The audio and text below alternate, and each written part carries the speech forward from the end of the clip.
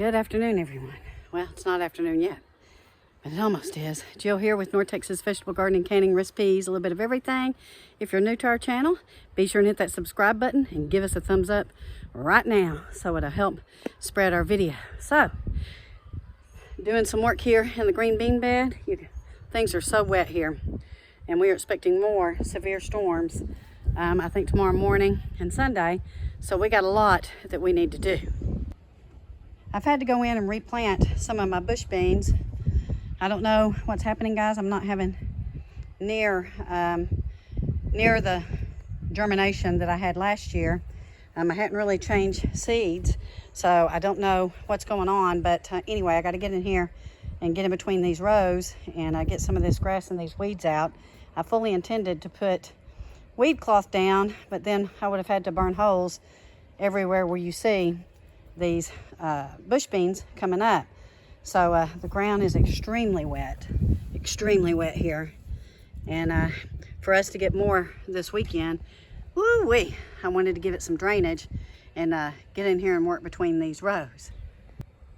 We don't use any herbicides, so sometimes just good old-fashioned hoe work and getting in here with your hands is the best way to try to control these as much as you can. We practice the regenerative gardening method, and our soil is looking better and better each year, actually each season, but we will not put herbicides in our garden.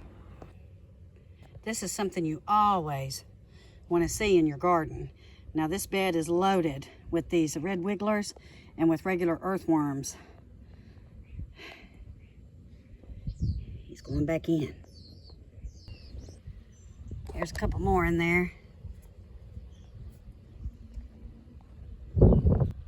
I've gone in and replanted in between where you see some naked spots, hoping that they'll come up after we get all this rain and give us a little bit better harvest than what I'm seeing right now.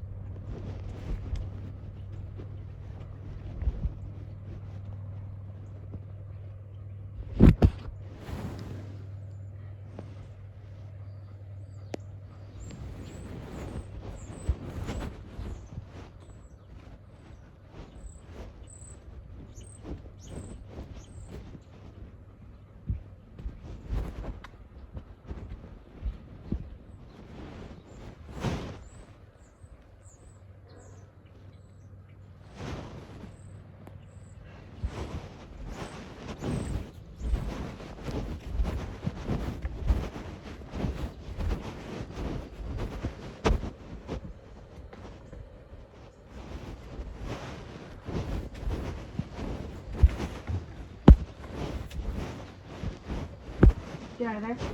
Get.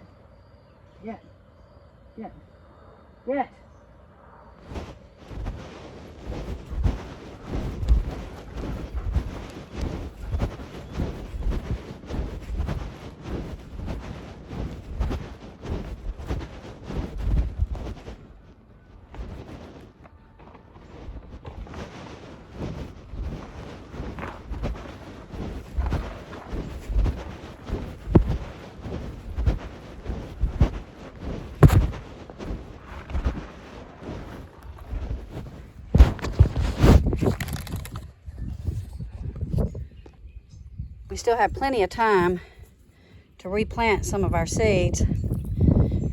You can plant bush beans all the way through May, and some say even through June. I think June's a little too late for us here in Texas, but maybe in other parts you guys can. We've been battling chewers this year, guys, and I think the best thing that I can tell you as far as chewers go, you can see I have a whole patch here on this raised bed that didn't come up, so I replanted this morning. BT is your go-to. But yeah, so we're having to replant quite a bit this year for our bush beans and our green beans. So the skies going to be cloudy today. Rain moving in tonight. So the one thing that's enjoying this are our greens. Look, our kale has just exploded in the chard, and these mustard greens have exploded this week. They are just looking beautiful.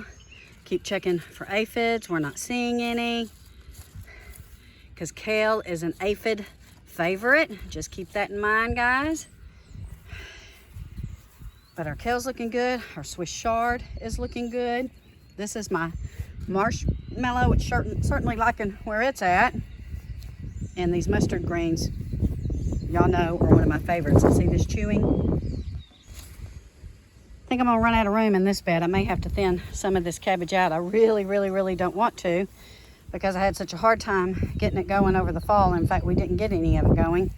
And you know, I got these beautiful plants in here, but I may end up thinning some out and giving the chickens a couple of these plants where they can have something to munch on. These bush beans took a beating from that 85-mile-an-hour storm we got a couple of weeks ago. If you haven't seen that video, go check it out. Pretty intense, pretty scary. But yeah, a lot of them got wind burned and a lot of them got broken off. So I've had to go in and replant in here and in this one as well. So I'm hoping that with all the places I've got these bush beans, and I've put these bush beans in with my sweet potatoes, because the bush beans will come to fruition long before these sweet potatoes will. And bush beans are a good soil fixer and feeder. And looky here, Greg has gotten all the beets pulled, so I'll be pickling some of those. I've gotten quite a few of my onions pulled. Some of them were small, guys, but they were already broken at the neck, so I needed to go ahead and get them pulled. But we did get a pretty good harvest. And then I have some purple onions back here that I'm gonna leave alone. But you can see, look, some of the necks are breaking on those too.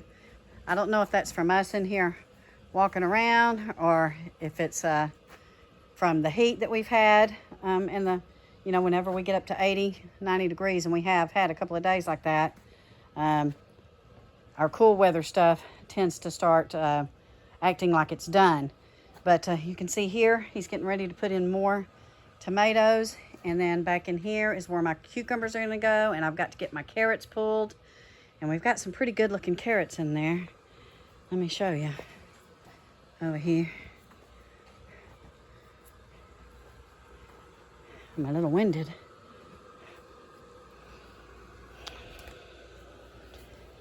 Oh, and there's my okra. Got my okra in. But you can see some of these carrots are beautiful. These are the Dante Littles.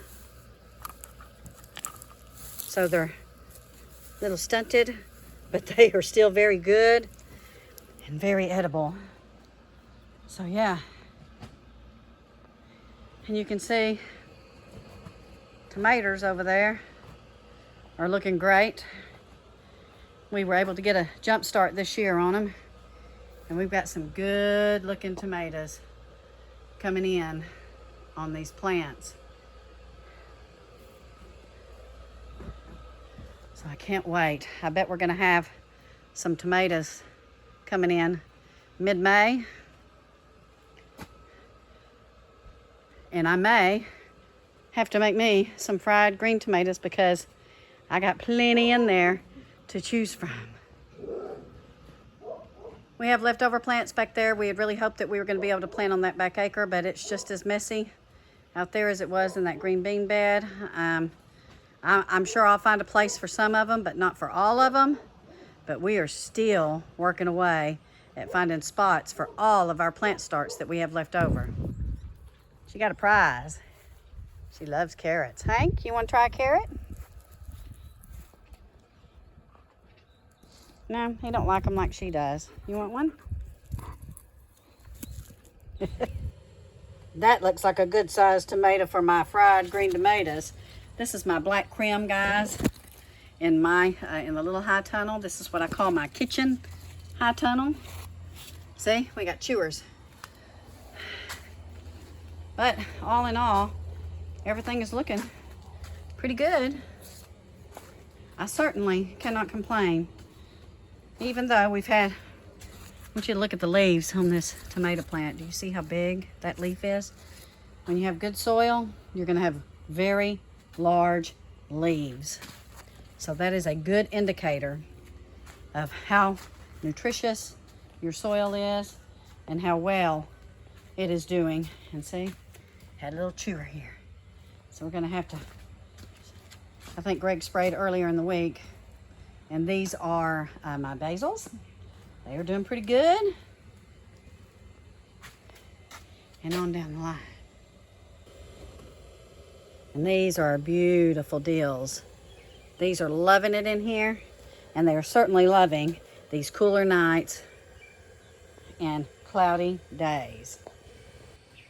So I got to get back to work and finish up in here. I'm getting a little hungry. It's noon now. Whew, my hair looks a little crazy, but yeah, we're excited. We're excited, and I really hope that you guys are growing some food. Growing your own food, growing some food, growing a little bit of food, supplementing your grocery bill, because this year for us, at least in Texas, it is a good year to hopefully get a good harvest, and we are sure counting on it and sure hoping that it comes to fruition. Sounds like it's raining a little bit. Huh, I have to go out and check. Anyway, wanted to give you guys an update. Tell you that I love you, and tell you that we'll keep you posted, especially with these, with this weather that's moving in. We look to have a rough morning tomorrow morning, and we look to have a rough day on Sunday. They're calling for a tornadic outbreak. They're calling for hail. But you know what? The Lord has put his hand on top of us. My dirty hand has put his hand on top of us and has protected us, and we're counting on him to continue to do that. So love you guys. We'll be in touch this weekend. See you soon.